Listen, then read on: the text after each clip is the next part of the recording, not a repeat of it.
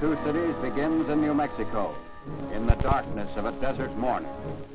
On July 16, 1945, the atomic age is born. A scientific thunderbolt gives a preview of its destructive force.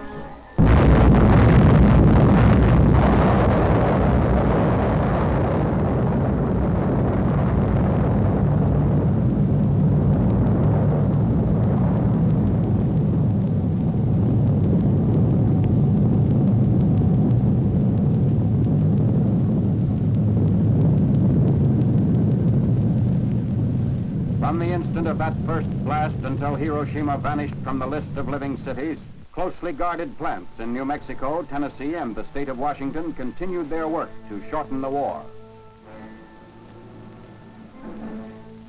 Hiroshima, one of Japan's arsenal cities, was selected as the first to feel the weight of atomic power.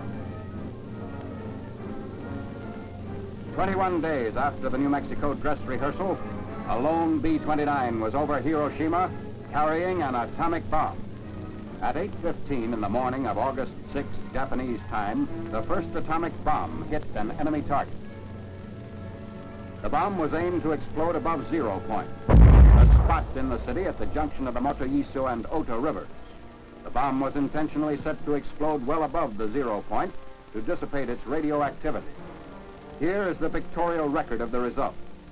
At 0 point, directly beneath the explosion, the soldier in the scene is pointing at the spot from which all damage to the surrounding area was measured in terms of distance from the center of the blast. Within a mile of 0 point, the devastation speaks for itself. But in these very ruins, Army cameramen have found and filmed pictorial evidence that tells in twisted steel and stone the effect of death-dealing atomic power. For example, this was the site of the main Japanese military headquarters. There were approximately 20,000 military per station here. They are among the missing. A lone concrete smokestack indicates where a bustling factory once stood. Reinforced concrete buildings seem to have withstood the explosion fairly well, the damage varying with their distance from 0 point. Within an area of a mile to a mile and a half, this type of building was the only type to withstand complete demolition and destruction. Here's a building that was actually knocked sidewise, giving you an idea of the force of the blast. The direction of the blast is graphically told by the slant of this parapet, a concrete wall. Etched in the stone base of what was the Russo-Japanese War Memorial are telltale lines, atomic handwriting for all to read. Another signpost of the direction and force of the explosion is blasted in the polished granite base of this statue. The light surface indicates the angle of the blast, 2/10 of a mile from 0 point. Many of the shattered windows pointed like skeleton fingers the direction of the atomic wind of death. On one side, blown in. On the other, blown out, with atomic tornado force. Inside, the flash burns on the chairs give eloquent testimony on the heat of the blast a mile from 0 point, which singed the mohair upholstery like a blowtorch. Hiroshima City Hall, which stood at an angle of 45 degrees to the direction of the explosion, had its doors and windows blown in, but suffered much less damage than buildings squarely in the path of the blast. The windows and doors offer mute evidence of the way the blast swept into the structure. The destructive circle within a mile from 0 point had a few notable exceptions, mainly reinforced concrete. On the edge of the area of greatest damage was a landmark, the Red Cross Hospital, which never ceased functioning, although it sustained damage. Today, it dominates the desert of a debris that was Hiroshima. Another notable exception to the general demolition was the Higashi Railroad Station in East Hiroshima, a mile and a half from the center of the blast. This building, however, suffered extensive damage. The twisted steel beams and concrete walls show the effects of the tremendous concussion.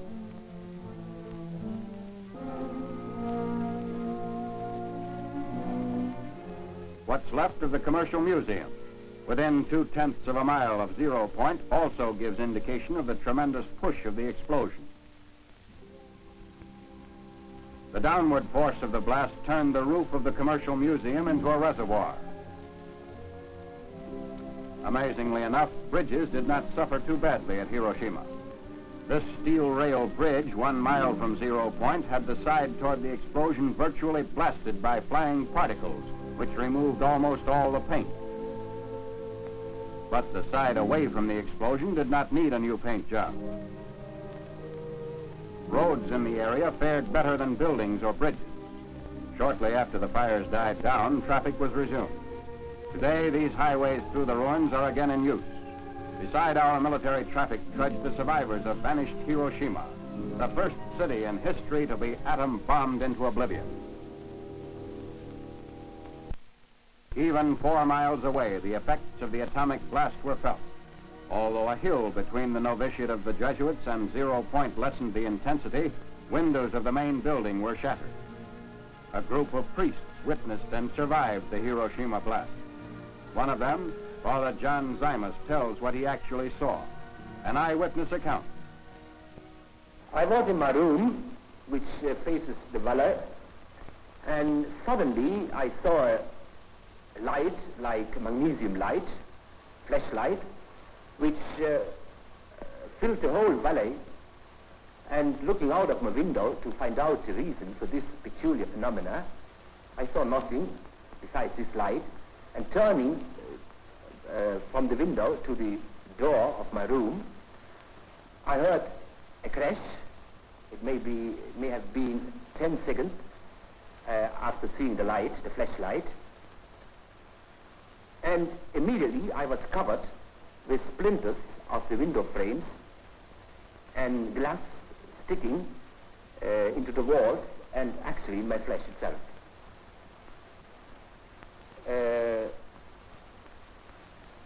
After a while, we saw a procession of people coming from the outskirts of the city up the valley.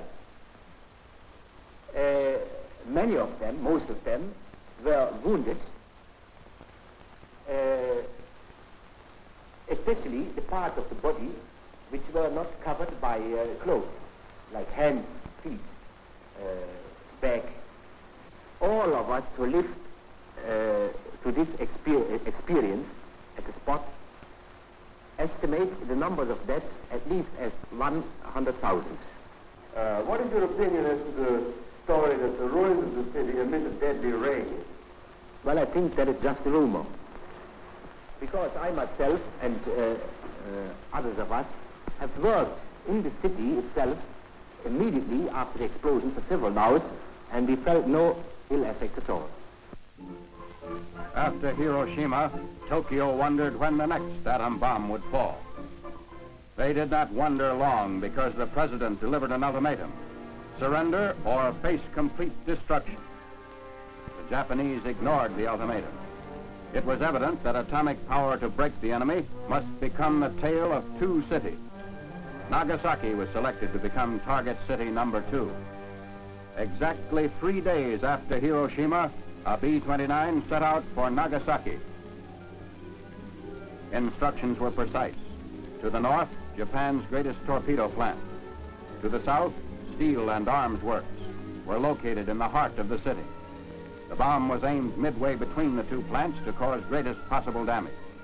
Because the plants were located in a valley, surrounding hills shielded most residential areas and concentrated the damage on the industrial section. At 10:58 the morning of August 9th, the bomb was exploded above the city, and in the towering mushroom, Japan could read its doom. This was more than a routine bombing. It was the funeral pyre of an aggressor nation.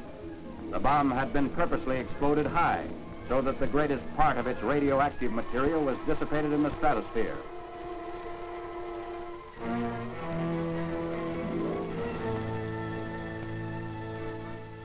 From the air, the skeletons of the Mitsubishi plants made evident that Nagasaki's war-making power was totally destroyed. For the valley area of little more than 3 square miles, blast and fire reduced the industrial plants and surrounding buildings to blackened rubble.